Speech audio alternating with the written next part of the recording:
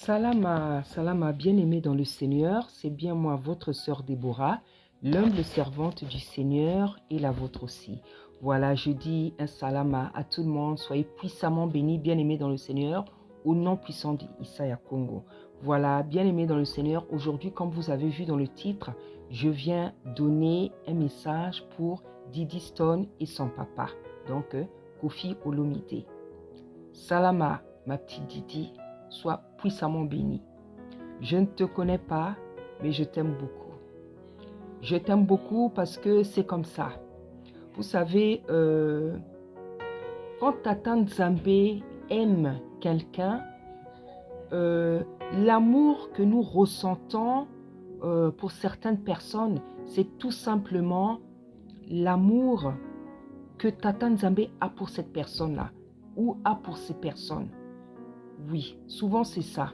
Quand vous aimez beaucoup une personne, quand une personne est beaucoup aimée, c'est tout simplement l'amour que Tata Nzambe avait pour cette personne-là qui se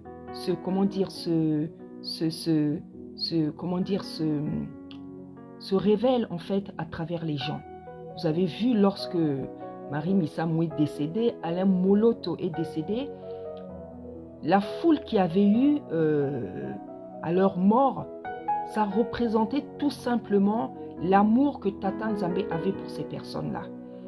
Malgré ce qu'on pouvait penser de Marie Missamou, malgré les péchés qu'on pouvait tout ce qu'on pouvait dire sur elle, c'est une personne que Tata Nzambe aimait beaucoup. Parce que c'est une fille qui avait l'amour. Et l'amour, ça fait partie des 2 premiers commandements. Tata Nzambe dit, aimez-moi de toute votre force, de toute votre âme, de tout votre cœur. Et le 2e commandement, c'est de nous aimer les uns les autres. Et Marie Missamou, c'est quelqu'un qui avait l'amour. Voilà, donc Didi Stone, comme je t'ai dit, je ne te connais pas, mais je t'aime beaucoup. Et certainement, cet amour que je ressens pour toi, c'est certainement l'amour que Tata Nzambe lui-même a pour toi. Parce que je ne te connais pas. Voilà. Donc certainement, c'est l'amour que le Seigneur te porte. Parce que c'est un tata d'amour, un tata de miséricorde, de compassion. C'est un tata qui est merveilleux. C'est un tata qui est merveilleux. Donc ma fille, ma chère Didi Stone, sois puissamment bénie. Voilà. Je viens donner ce message pour toi et j'en ai un autre qui suit aussi. Ça sera donc pour ton papa. Voilà, le Seigneur m'a demandé de te donner ce message, à ton papa aussi.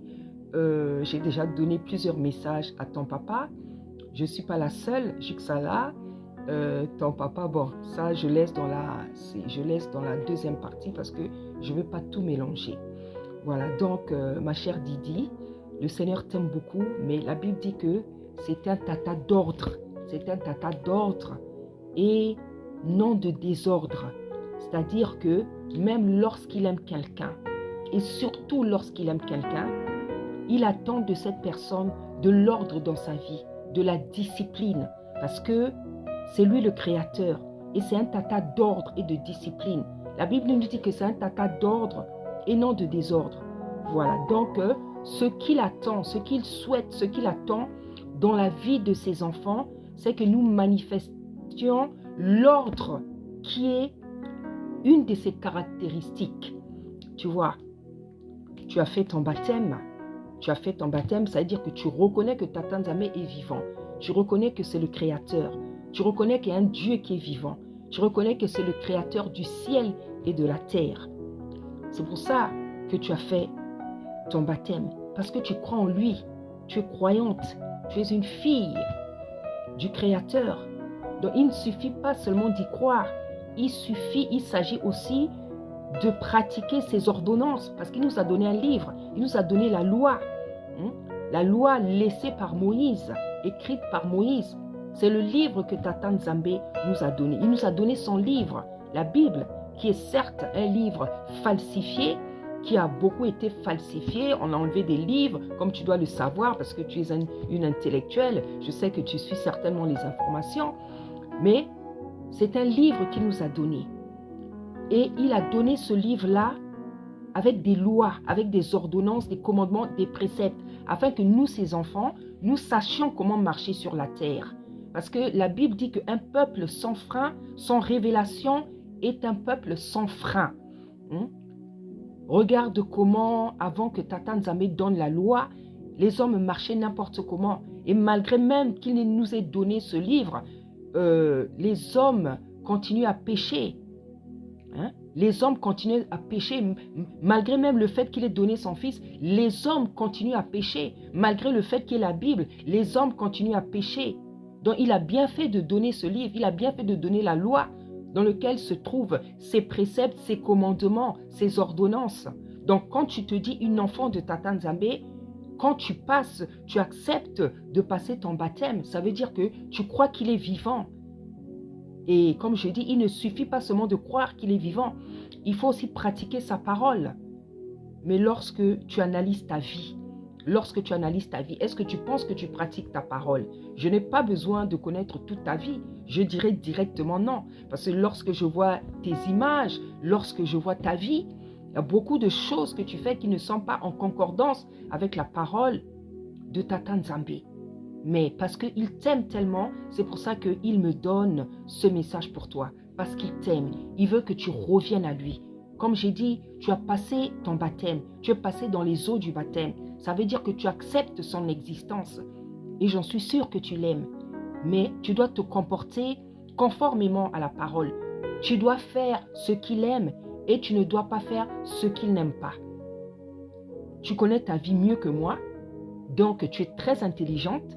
Je sais que tu es une intellectuelle. Et certainement tu lis la Bible. Tu as déjà lu la Bible.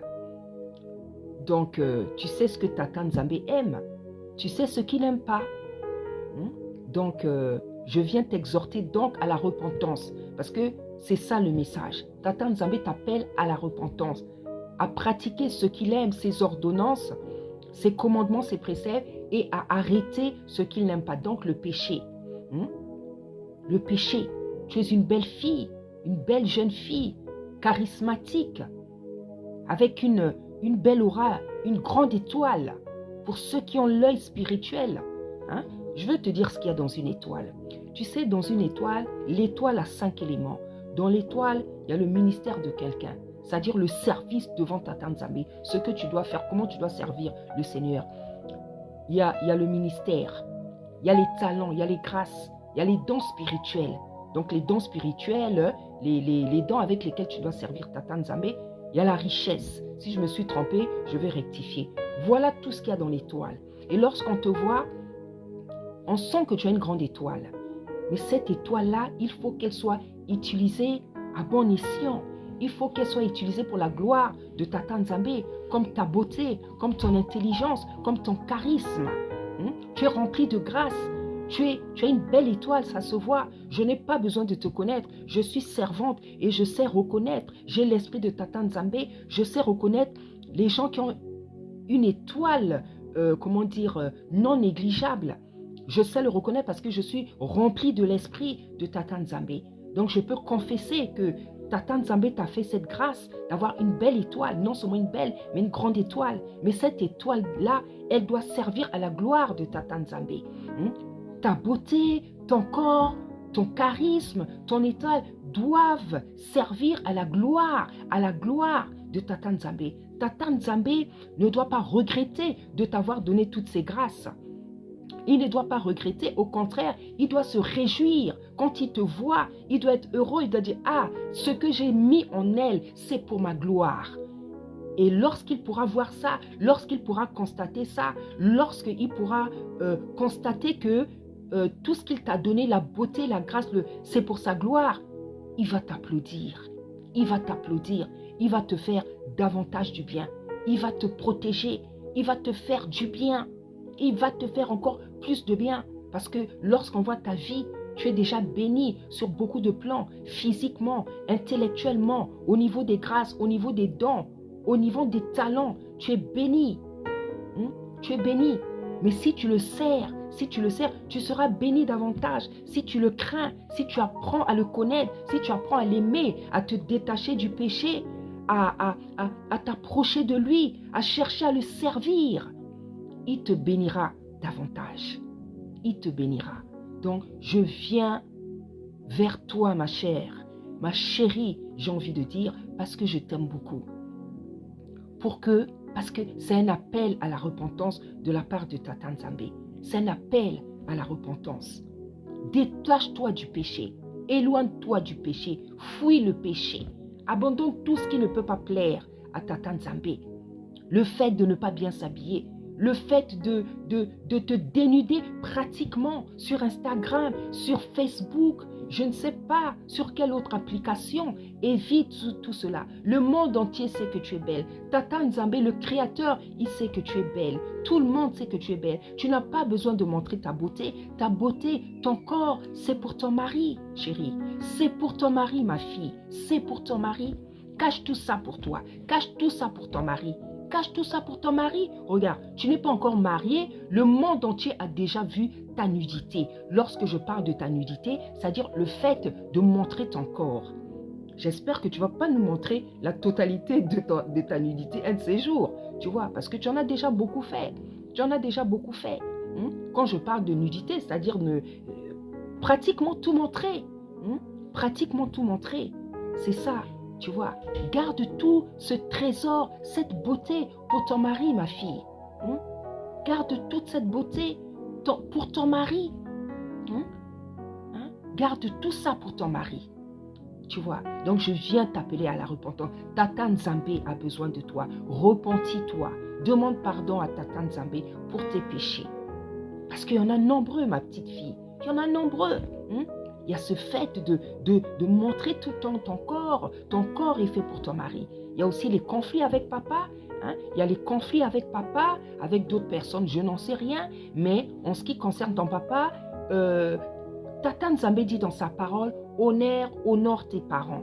Honore tes parents. C'est le seul commandement qui est accompagné d'une promesse. Tata Nzambe dit que lorsque nous honorons nos parents, nous avons la vie longue. Tata Nzambe n'a pas dit honore ton papa qui est gentil, qui est facile, qui est je ne sais pas comment, qui est sorcier. Il n'a pas dit ça. Il a dit honore ton parent, qu'il soit mauvais, qu'il soit bizarre, qu'il soit injuste, qu'il soit je ne sais pas comment, tu dois honorer ton papa. Comme tu honores ta maman, comme tu honores ta maman, honore ton papa. Toi, cherche à faire la volonté, cherche à pratiquer ce que le Seigneur te demande. Ce que c'est ton papa qui va éduquer, c'est Tata Nzambe qui va s'occuper de ton papa. Ce n'est pas à toi de te venger, de provoquer papa, de faire des choses pour le blesser. Non, ce n'est pas à toi. Ne cherche pas à te venger toute seule, ma fille. Ne cherche pas à te venger toute seule. Ton papa a déjà reçu plusieurs messages qu'il n'écoute toujours pas jusqu'à là. Ça veut dire qu'il y a une épée de Damoclès sur sa tête. Parce que lorsque Tata Nzambe parle à quelqu'un, il doit écouter. Mais jusqu'à là, ton papa n'écoute pas. Ton papa, c'est un serviteur. C'est un serviteur de Tata Nzambe. Donc Tata Nzambe ne veut pas le tuer. Il va servir Tata Nzambe. Il va le traiter comme il a traité Jonas. Il a forcé Jonas à le servir. C'est ce que le Seigneur fera avec ton papa. Mais je te dis, ça ne sera pas doux, parce que ça fait des années que le Seigneur parle à ton papa. Moi que tu vois là, j'ai plein de cahiers de rêves, parce que j'écris mes rêves. J'ai plein de cahiers de rêves, parce que mon premier cahier de rêve, il va de 2002 à 2012. Le deuxième, il va de 2012 à 2015. Donc mes cahiers de rêve peuvent faire 7 années. Et dans tous ces cahiers de rêves-là, il y a beaucoup de rêves. Il y a beaucoup de rêves concernant ton papa. Donc Tata Nzambe m'a donné beaucoup de rêves concernant ton papa. Donc ton papa, je sais que c'est un serviteur. Et Tata Nzambe va s'occuper de lui. Ce que je te demande, arrête cette guerre avec ton papa. Honore papa, honore ton papa. Même si tu n'as pas envie de lui parler, ou bien je comprends que tu sois énervé. Je comprends qu'il soit, parce que tu vois qu'il fait mal à ta maman et aucun enfant n'accepterait ça. Laisse ça de côté. Laisse le Seigneur s'occuper de ton papa, parce qu'il va s'en occuper. Ce n'est pas toi qui dois venger maman. Tata Nzambe n'a pas besoin de ton aide. Tata Nzambe n'a pas besoin de ton aide pour venger ta maman. Il n'a pas besoin de ton aide. La Bible dit qu'il a ses yeux fixé sur tous les fils de l'homme. Donc il nous regarde tous, comment nous marchons tous sur la terre. Tata Nzambe, le Seigneur, ma fille, n'a pas besoin de ton aide pour s'occuper de ton papa. Toi, fais ce que la Bible demande. Habille-toi normalement. Arrête de te dénuder. Arrête de montrer ton corps. Honore ton papa. Cherche à savoir si tu n'as pas un appel. Si tu ne dois pas servir le Seigneur. Tu peux être mannequin. Mais t'habiller, comment dire, t'habiller décemment. Moi, j'ai mes filles dont je me sers comme modèle, mais elles s'habillent décemment. Tu vois, pour être mannequin, tu n'es pas obligé de te déshabiller pratiquement comme ça. Non. Surtout que tu es croyant, tu as pris ton baptême. Ça ne va pas ensemble. Tu ne peux pas avoir pris ton baptême et continuer à mener cette vie. Si tu veux rester dans ce métier, tu dois changer. Tu dois changer avec, l'immunité aujourd'hui que tu as. Tu peux imposer des choses. Tu peux imposer. Moi, je connais des acteurs, des chanteurs qui imposent dans des films. Ils imposent, ils disent non, moi, je ne veux pas embrasser dans le film, je ne veux pas faire ça. Ils imposent parce qu'ils ont du succès, ils ont une certaine notoriété. Donc, avec le niveau que tu as, la renommée que tu as, tu peux imposer. Ou bien toi-même, tu peux même faire des choses. Moi, je fais les choses moi-même. J'ai mes filles, je t'assure, qui me servent de modèle. Et je fais les choses moi-même. Voilà. Je suis ma propre productrice, je fais mes clips moi-même, je compose mes cantiques moi-même. Il y a plein de choses que je fais toute seule parce que le Seigneur m'a donné ses grâces, il m'a donné ses talents. Avec l'argent que tu as, avec les talents que tu as, il y a beaucoup de choses que tu peux faire toute seule. C'est comme Marie Missam où il y a un moment donné, elle faisait les choses toute seule. Elle était sa propre productrice. Elle commençait à faire ses clips toute seule. Parce que tellement, toi-même, tu connais les producteurs, comment ils se comportent. Donc, il y a beaucoup de choses qu'elle faisait maintenant toute seule. Et avec les talents, les grâces qui sont les tiennes, l'intelligence que tu as, il y a beaucoup de choses, j'en suis sûre, que tu peux faire toute seule. Comme ça, on ne va pas toujours t'imposer de t'habiller comme ça, où tu es obligé de montrer tout ton corps. On voit tout là. Ce n'est pas bien. N'oublie pas que tu es passé dans les eaux du baptême. N'oublie pas que tu es passé dans les eaux du baptême, ma fille. Change de comportement. Repens-toi. Quand je parle de repentant, ça veut dire convertis ton cœur correctement. Va vers le Seigneur. Il va t'aider. Il va te parler. Il va te donner la paix. Il va te rendre la paix. Il va te rendre la joie. Il va consoler ton cœur de tout ce que papa a fait à toi, à maman, aux autres enfants. Il va le faire, ma fille. Repars, va vers le Seigneur. Parle-lui, mets-toi à genoux. La Bible dit, plaidez votre cause devant le Seigneur. Va plaider ta cause devant le Seigneur. Ne cherche pas à éduquer papa. Ne cherche pas à te vanter, à te venger. Ce n'est pas ton rôle, ma fille. Ce n'est pas ton rôle. Laisse Tata Nzambe s'occuper de papa. Il est juste, il va s'occuper de papa. Il va te rendre justice, il va rendre justice à maman. Il va s'occuper de papa. T'inquiète pas. Donc, ma fille, n'oublie pas, tu es rentrée dans les eaux du baptême. Comporte-toi comme une réelle enfant de Tata Nzambe. Tu n'es pas obligé d'aller à l'église. Et je ne te conseille même pas d'aller à l'église. Parce que l'église, c'est toi, l'église, c'est moi. Tu peux prier le Seigneur à la maison. Tu peux prier. Il va te parler davantage. Il va mieux te parler. Parce que dans les églises, il y a tellement de choses qui déçoivent le Seigneur autant que les gens restent à la maison. Donc voilà tout ce que je suis venue te dire. Arrête le péché, ma fille. Arrête le péché. Ressaisis-toi. Tata Nzambe va te consoler. Il va te donner la paix. Il va te donner la joie, ma fille. Il va te donner la joie. J'espère vraiment que tu vas écouter cette exhortation. C'est avec amour, avec joie que je suis venue te donner ce message. Parce que moi, j'aime beaucoup les enfants. Je ne sais pas quel âge tu as, mais je sais que tu es ma fille. Parce que moi, mon premier fils, il a plus de 30 ans. Donc, je sais que tu es ma fille. Donc, c'est pour ça que je te parle avec amour. J'aime beaucoup les enfants. J'aime les jeunes, j'aime les enfants, les jeunes, les enfants. J'aime beaucoup les enfants. Donc, je te prends comme ma fille. C'est avec amour que je suis venue te parler. J'espère que tu vas écouter cette exhortation. Tu ne vas pas la négliger. Tu vas en tenir compte Et j'aimerais, j'ai pas l'habitude de laisser mes coordonnées, mais pour toi, je vais le faire. Pour toi, je vais le faire et je vais te laisser, donc je vais écrire mes coordonnées ici. Hein, tu vas me mettre sur WhatsApp parce que pour le moment, mon téléphone, il a un petit problème.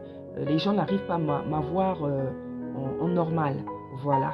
Donc, ça passe seulement sur WhatsApp. Donc, pour toi, je vais le faire. Je n'ai pas cette habitude, mais pour toi, je vais le faire parce que je veux te parler. Je vais te parler. Je vais te parler. J'ai beaucoup de choses à te dire que je ne veux pas dire sur la toile. Tu sais, tu as devant toi une personne dont Tata Nzambe écoute toujours les prières. Moi, quand le Seigneur me donne quelqu'un, quand il me donne un cas à m'occuper, quand je prie pour la personne, le Seigneur écoute toutes mes prières. Il a l'habitude d'écouter toutes mes prières. Il a l'habitude de me donner tout ce que je désire. Je ne te mens pas. Je ne te mens pas. Hein?